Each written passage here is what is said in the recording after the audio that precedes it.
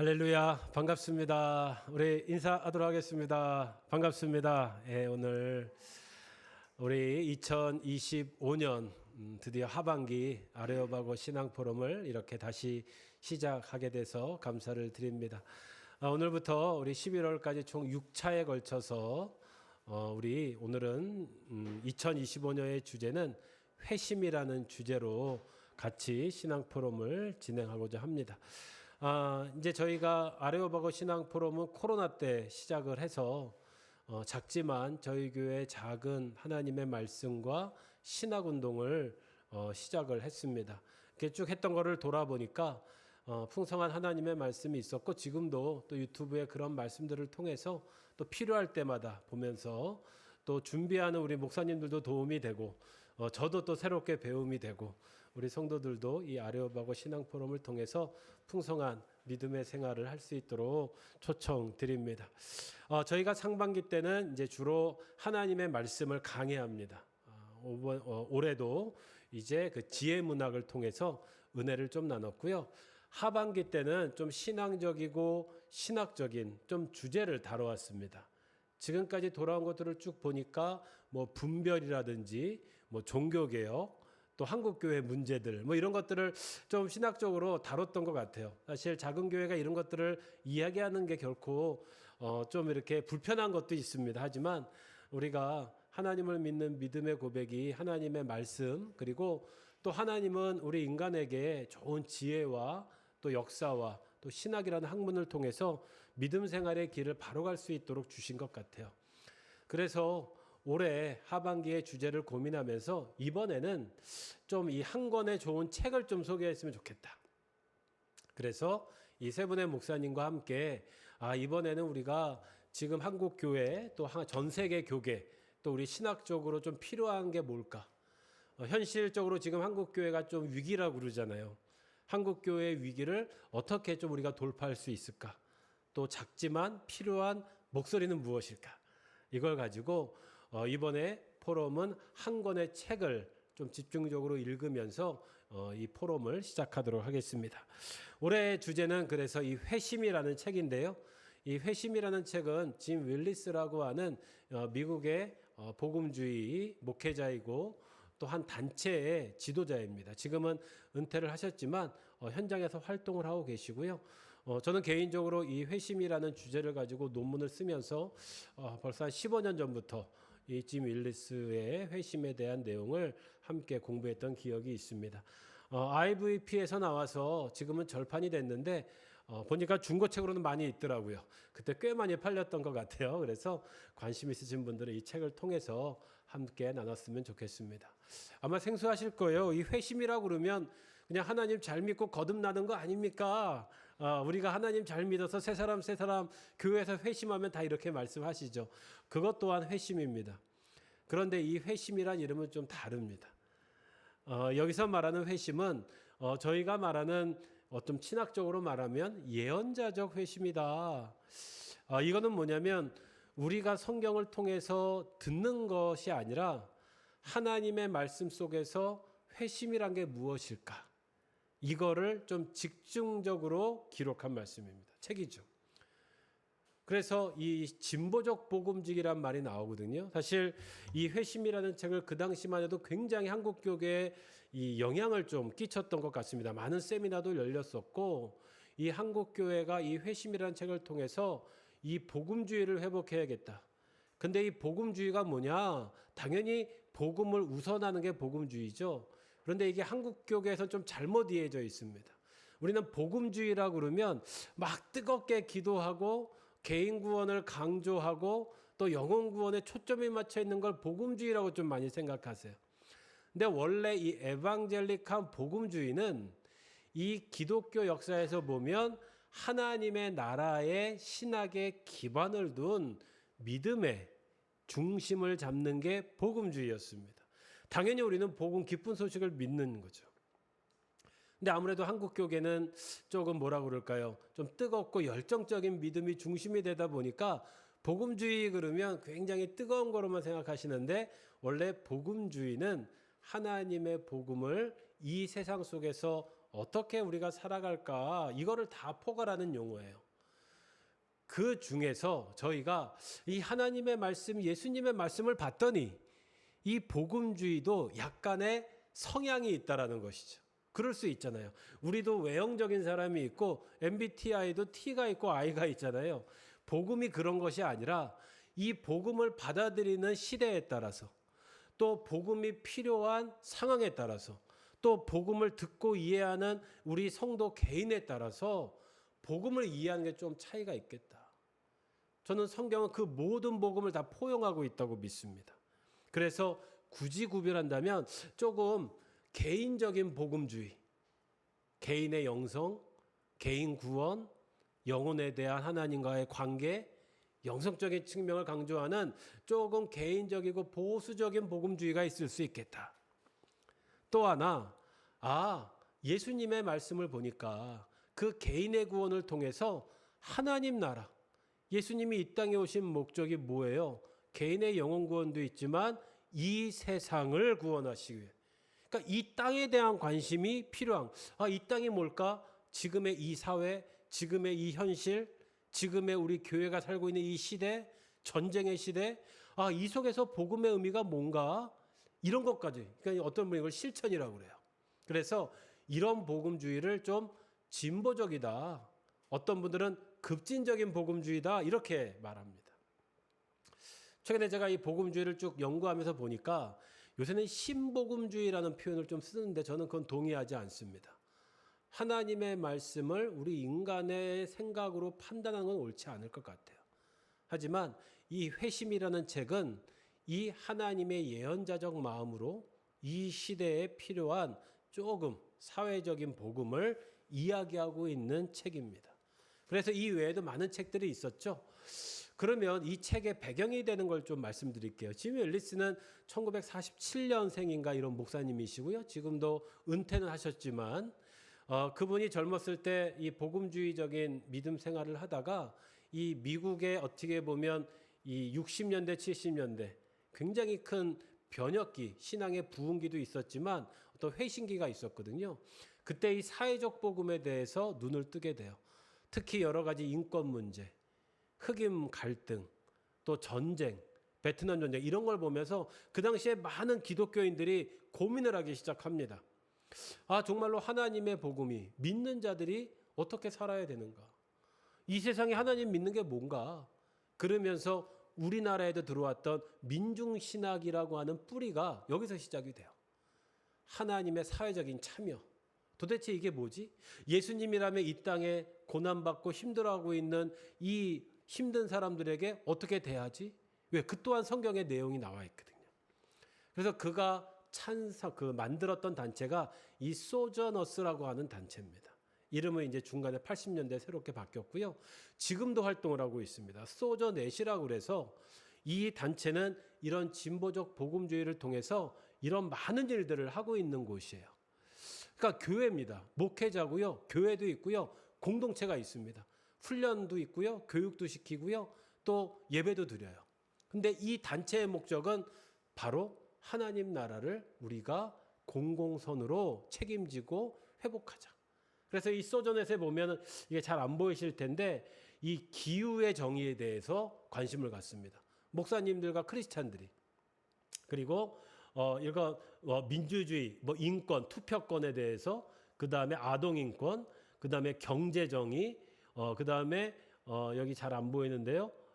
이제 글로벌 그 가난과 빈곤의 문제, 그 다음에 여기 또 뭐가 있죠? 그 외에도 뭐 전쟁, 평화에 대한 문제, 그 다음에 여성에 대한 문제, 이런 자연적인 환경적인 문제들.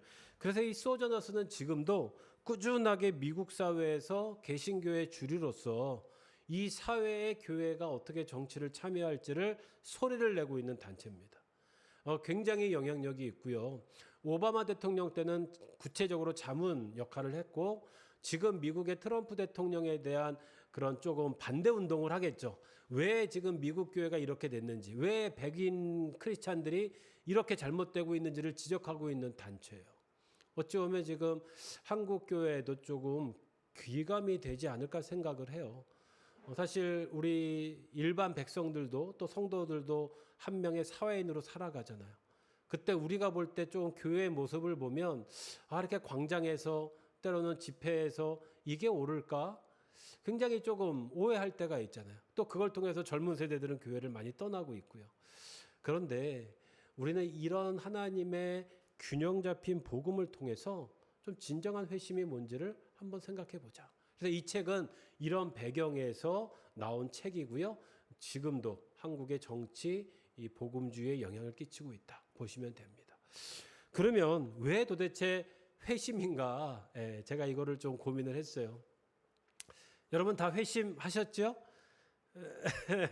다 회심하시고 하나님을 나의 구주로 고백하면 우리는 회심을 했다 얘기하죠. 그래서 우리 한국교회는 큰 축복으로 많은 교회들이 성장했고 부흥을 했어요. 참 십자가도 많고요.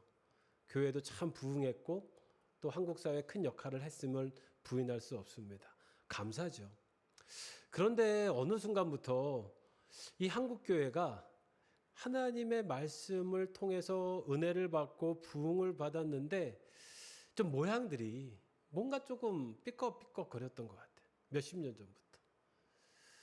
몇 가지 애가 으쌰으쌰 막 힘도 내고 막 이렇게 열심히 기도도 했는데 뭔가 이 사회하고는 좀 구별돼 가는, 오히려 이 상황 속에서는 우리만의 리그가 돼버린, 이제는 세상 사람들이 별로 교회에 대해서 기대하지 않는, 좀 때로는 갈등까지 하게 되는, 이제는 완전히 섹트라고 그러죠. 분파주의가 돼버린. 이거 옳다 틀리다의 문제가 아니라 지금 우리 한국교회 또 하나님의 역사에는 회심에 대해서 끊임없이 우리에게 문제 제기를 하고 있습니다. 다른 말로 하면 제대로 믿고 있냐? 우리가 말씀대로 살고 있나? 목사인 지도자들부터 자기가 필요한 것만 찾고 가지고 설교하고 이용하고 교회를 치료해 오지 않았는가? 또 우리 성도들은 그런 거를 보면서 어떻게 믿음 생활하고 있나? 세상 속에서 인정받고 말씀의 길을 살고 있는가? 그래서 회심은 그게 문제제기입니다. 첫 번째는 도대체 우리는 왜 믿음의 길을 걸어가는가? 저희도 이렇게 작은 조그만 교회지만 성도들이 오잖아요. 신앙생활 왜 하는가? 우리는 뭐라고 대답해 줄 수 있을까요? 왜 우리는 자꾸 구원받아야 된다 그러고 교회 열심히 나오시라고 그러고 하나님 잘 믿으라고 그러고 이 얘기 하잖아요. 그냥 단지 내가 받은 은혜가 있어서 그럴 수도 있지만 진짜 성경적인 이유가 뭘까? 우리는 왜 믿음의 길을 걸어가야 되는가? 이때 이 찬양이 딱 생각이 나는 거예요. 잘 짓고 잘 짓세 우리 집 잘 짓세 만세 반석 위에다가 우리 집 잘 짓세. 원래 이 찬양의 전체 가사는 이런 뜻이 아니에요. 근데 우리가 제일 많이 기억하고 배우고 전했던 메시지는 혹시 이게 아닌가? 그냥 우리 집 잘 짓고 나 행복하고 하나님 잘 믿어서 이런 거를 너무 강조하다 보니까 이것만이 하나님이 주신 은혜 회심이라고 생각한 거예요. 주의 말씀 듣고서 운행하는 자는 그냥 내 집 잘 짓고 내 가정 평안하고 이러면 될까? 분명히 예수님은 마태복음 7장 21절에 이렇게 말씀하셨어요. 나더러 주여 주여 하는 자마다 천국에 들어갈 것이 아니요 다만 하늘에 계신 내 아버지의 뜻대로 행하는 자라야 들어가리라. 이미 성경은 왜 믿어야 되는지, 어떻게 믿어야 되는지, 그 믿음으로 어떻게 살아야 되는지를 예수님을 통해서 또 구약의 많은 말씀과 선지서를 통해서 우리에게 일관되게 전해주셨어요. 근데 우리는 거기에 좀 취약하다는 겁니다. 이 책에 이렇게 기록합니다. 우리는 다 회심을 겪어야 돼요. 그렇죠. 하나님 만나면 새로운 사람이 돼야 되니까. 근데 이 회심은 돌려 세워지는 것입니다. 우리의 현재 사고방식과 생활방식에서 일어나야 할 근본적인 변화만이 어떤 소망의 근거를 제공할 수 있다. 회심은 그런 뜻이라는 겁니다. 그러면 성경 말씀에는 우리가 믿고 있는 경전에는 어떻게 돼 있어요? 아까 말했듯이 성경에는 복음의 말씀이 들어있죠. 어떤 사람은 성경의 이 부분을 얘기하면 그건 자유주의죠. 막 이렇게 얘기해. 여러분, 성경은 뭐 네가 복음주의고 자유주의고 너 개인 구원이 먼저고 사회 구원이 먼저고 이런 말하는 게 없어요. 그건 하나라는 것입니다. 우리가 기도하면 기도의 힘으로 이 세상을 살아가는 건 당연한 거예요. 그러면 기도하는 사람은 이 땅에 불의가 뭔지를 보게 되고 이 땅에 정의가 뭔지를 알게 되는 거예요. 내가 하나님을 만나서 구원받고 회심받았으면 이 땅의 약자가 누구고 이 땅의 정의가 뭔지를 실천하게 돼 있는 겁니다. 이걸 우리 자꾸 분리해 왔더라는 거예요.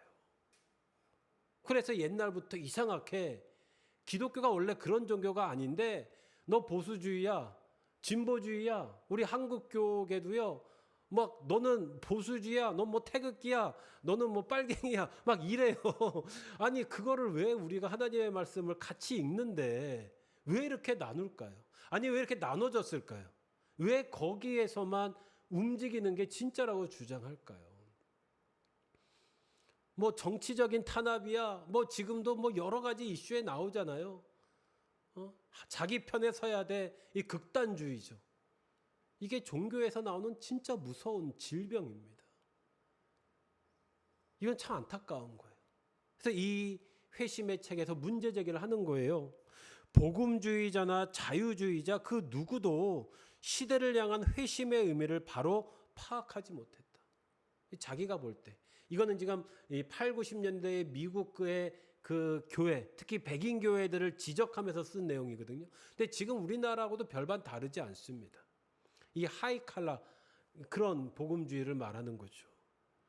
두 운동 모두 역사적으로 적실한 제자도에 대한 이해 없이 허둥대고 있다. 몇십 년 전에 벌써 그러고 있다는 거예요. 복음주의자들은 전도에는 강하지만 사회 참여에는 약하고 또 자유주의자들은 그 반대라는 말을 주변에서 들을 수 있다. 만일 그 두 그룹이 각각 빵을 반쪽씩 가지고 있다면 해결책은 반쪽짜리 두 빵을 한데 합하는 것뿐이다. 그렇다면 우리는 복음 전도와 사회 참여를 둘 다 양쪽 모두의 복음을 실천할 수 있었을 것이다. 그러나가 중요합니다. 그러나 풀로 붙여 하나를 만드는 식의 해결은 복음의 본질적 통일성을 타협하는 것이다. 우리는 그리스도의 원래 메시지에 든든히 서 있는 그런 신앙이 더욱더 필요하다. 여러분들 이단이 사회복지 더 많이 해요. 신천지가 사회활동 더 많이 합니다. 이제는 이단들도요 사회 참여합니다. 이게 지금 그 뜻이에요. 이용하려고 하면 소용이 없다는 겁니다. 우리도 하나님께 은혜 받아서 교회가 먼저 부흥해서 이 땅에 좋은 일 하면 이게 사회 참여지요. 힘을 길러서 세상에 이렇게 권력이 있으니까 변화시킬 수 있죠. 이게 진짜 위험한 거라는 거예요. 붙어 있는 게 형식으로 붙어 있는 게 아니에요. 본질은 성경에 예수님이 뭐라고 하셨냐를 따라야지 우리가 하는 거를 딱 중심으로 세운 다음에 이렇게 한 다음에 이것도 할게요. 이거는 세상의 방법이라는 겁니다. 이거를 실패했다는 거예요. 그러다 보니까 진영 논리에 빠져서 우리가 이 진정한 회심을 만나지 못해요. 그래서 먼저 1, 2부가 이 회심에 대해서 이제 말하기 시작합니다. 첫 번째 이 회심의 진리. 그래도 제목은 한번 읽어볼까요? 뭐죠? 녹색 글자 시작. 부르심이라고 하는 거예요. 이 회심이 도대체 그럼 성경적으로 뭡니까?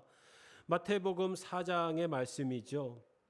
흑암에 있는 백성이 큰 빛을 보았고 사망의 땅과 그늘에 앉은 자들에게 빛이 비치었도다 하였느니라. 이때부터 예수께서 비로소 전파하여 이르되 회개하라 천국이 가까워 왔느니라 하시더라. 첫 번째는 회심은 회개. 하나님 나라의 선포가 그 시작이죠. 두 번째, 나를 따라오너라. 내가 너희를 사람을 낚는 어부가 되게 하리라. 예수님이 우리를 부르시고 또 세례 요한의 선포뿐만 아니라 제자를 세우신 목적이 뭐예요? 바로 하나님 나라를 선포하기 위해서. 하나님의 새로운 질서가 이 땅에 이루기 위해서 하나님께서 육신으로 오셨다는 것입니다. 다른 말로 하면 하나님 나라는 세상과 우리를 변화시키러 오신 거예요. 우리는 죄를 회개함으로 그리고 예수 그리스도를 따름으로. 이게 부르신 첫 번째 회심의 원리입니다. 그러면 우리가 매일 들었잖아요. 도대체 성경에 회심이란 말이 어떻게 써 있어요? 물론 다양하지만 딱 정리를 하면 구약과 신약으로 나눌 수 있겠죠. 구약에는 슈브라고 되어 있어요. 슈브. 이건 뭐냐? 터닝. 특별히 하나님께서는 이스라엘 백성에게 끊임없이 돌아와라, 돌아와라. 이 반복되잖아요. 죄를 꼭 져요. 그러면 또 그들이 잘못했습니다. 그래. 그러면 turning back. 이게 회심해라라는 뜻이. 이스라엘에서는 이게 반복됩니다. 또 하나님이 불쌍히 여겨요. 하나님이 얼마나 사랑이 많은지 그렇게 나쁜 짓 해도 돌아와라 그러면 돌아와. 그러니까 회심의 터닝의 핵심은 우리의 행동이지만 하나님의 마음이 중심에 있는 거예요. 변하지 않는 하나님의 중심이 있어서 우리 그 주위를 끊임없이 돌고 있다는 거예요. 이게 회심의 의미예요. 그래서 구약에서는 돌아서는 겁니다. 내가 죄에서 내 잘못된 데서 돌아서는 게 회심이에요. 도로 찾는 거죠. 회복하는 거죠. 잊었던 것을 다시 가는 거죠. 여러분 이게 회심의 첫 번째 뜻이. 우리가 교회를 나오면 어쩔 수 없이 내가 포기해야 될 게 있잖아요. 주일날 쉬는 걸 포기해야 되고 또 교육을 받고 하나님의 말씀을 듣다 보면 내가 좋아하는 취미도 끊어야 될 것 같고 이게 다 회심이에요. 터닝. 내가 인생을 살다가 이것 때문에 내가 실패하고 내가 회개해야 되는구나. 하나님의 말씀을 읽으면서 돌아오는 거 이게 회심이에요. 두 번째, 신약에서는 이 슈브가 번역된 말입니다. 이걸 메타노이아 이렇게 썼어요. 사실 메타노이아는 회심이라기보다 변형하다는 뜻입니다. 이런 겁니다. 메타노이아는 이 유충이 이렇게 다른 존재가 돼가지고 나비가 돼버린 거 있죠. 이게 메타노이아예요. 그러니까 존재가 바뀌는 겁니다. 이거를 우리가 믿음의 영역에서 컨버전 이렇게 번역을 했어요. 우리 마음이 급격하게 바뀌는 거예요. 새 사람이 되는 거예요. 심리학적으로는 완전히 내가 정신적으로 약했던 사람이 다시 새 사람이 돼. 컨버전이라고 그래요. 존재가 바뀌는 겁니다. 우리는 예수 그리스도를 믿어서 하나님의 자녀로 존재가 바뀌어요. 이게 회심이에요. 그래서 존재하고 거듭나고 내가 존재로 바뀌는 동역이 회개할 때 일어난다. 주인이 바뀐다. 이게 회심이라는 거예요. 그래서 이 책에서는 이렇게 정리합니다. 회개로 시작하나 회심은 신앙으로 나아간다. 이해하시겠죠? 회심은 하나님께 방향을 바꾸는 인생. 회개로 부르심은 자유를 향한 초청이자 신앙을 위한 준비다. 그러니까 회개가 먼저 있고 내가 하나님을 만나서 내가 회개하게 되면 회심을 통해서 신앙을 방향성을 갖게 된다는 거예요. 회개가 어디로부터의 돌아섬이듯 신앙은 어디인가로 향한 돌아섬이다. 여기서 신앙은 회심을 말합니다. 회개에서 회심하면 다른 인생을 살게 된다는 거예요. 회개는 우리의 죄를 보고 거기서 돌아서는 것이다. 신앙은 예수를 보고 그분을 향해 돌아서는 것이다. 회개가 우리의 과거를 다루었듯이 신앙은 우리의 미래를 연다. 너무 멋진 말 아닙니까?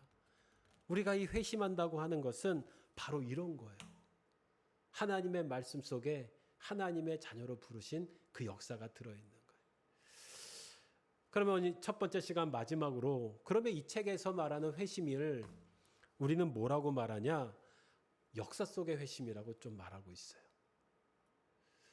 회심이 굉장히 개인적인 건 줄 알았는데 보니까 하나님의 말씀, 하나님의 역사의 핵심이었구나. 그럼 우리가 이 회심을 나 개인적인 체험을 넘어서 이 하나님의 역사 속에서 회심의 사건을 보자. 저는 여기에도 역사 종말론적 회심을 저는 이렇게 논문에 기록을 했습니다. 그건 이제 좀 다음 기회가 있을 것 같아요.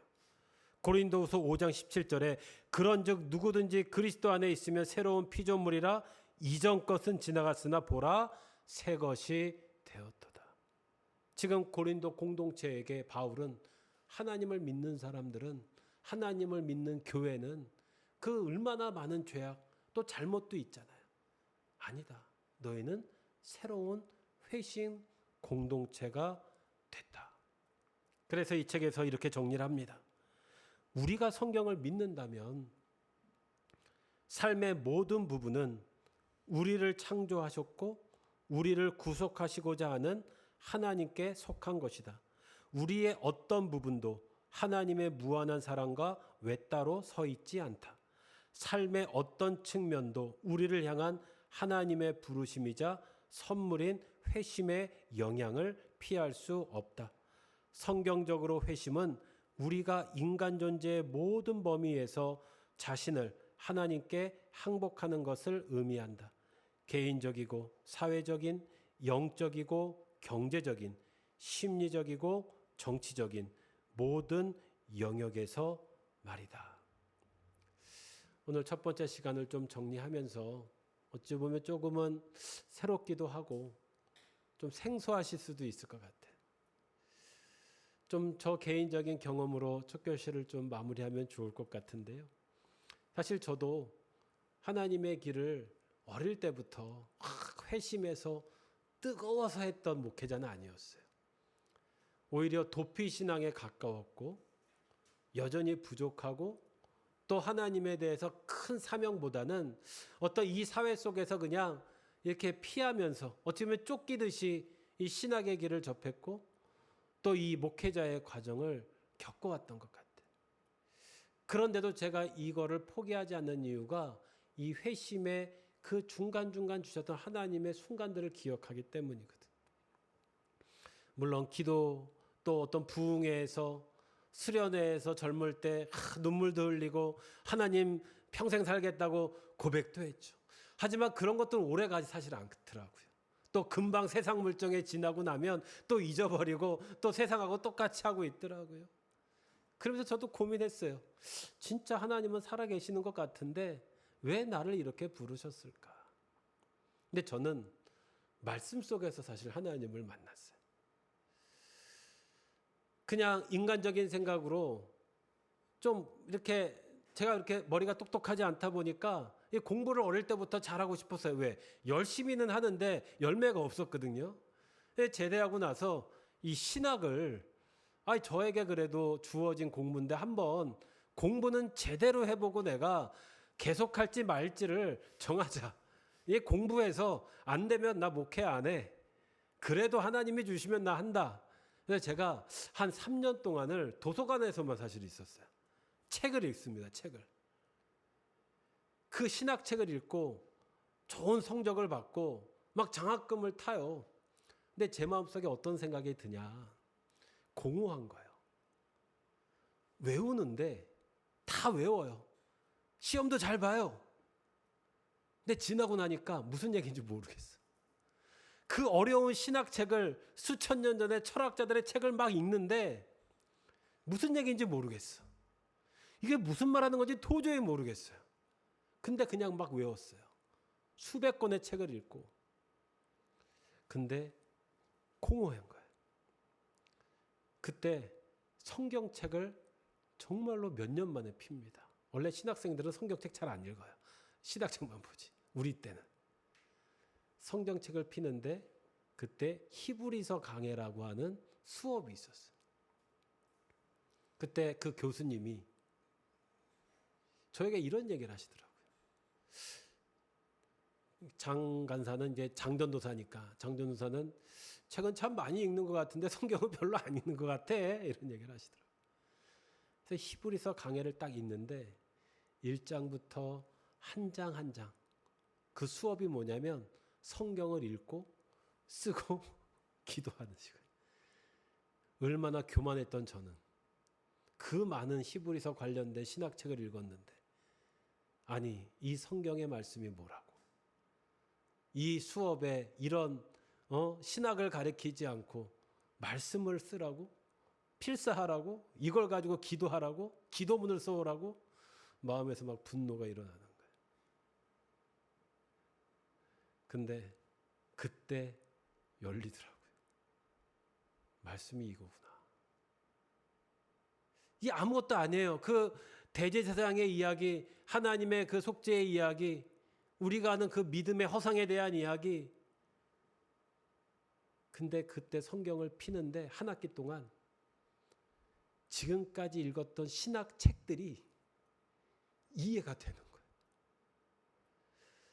근데 그때 성경을 통해서 이거는 회심이다라고 제가 정의를 해요. 4학년 1학기 그 히브리서 강의 수업이. 저는 그때 말씀으로 확신을 하게 됐어요. 성경은 살아있고 성경의 말씀이 우리 인간의 지혜, 아니 이 교만한 나를 이렇게 무너뜨리는구나. 성경의 회심은, 또 하나님의 회심은 다 다릅니다. 근데 우리는 너무 교만한 것 같아요. 또 너무 회심을 일반화했고 때로는 혹시 또 잘못 따라가진 않았는가. 이제 이 아레오바고 이 신앙 포럼을 통해서 이 회심의 좀 이 사회적 복음, 진보적인 부분도 한번 배우면서 하나님의 사랑을 만나는 1교시 회심의 공동체가 되길 바라면서 우리 첫 번째 강의를 마치도록 하겠습니다. 감사합니다.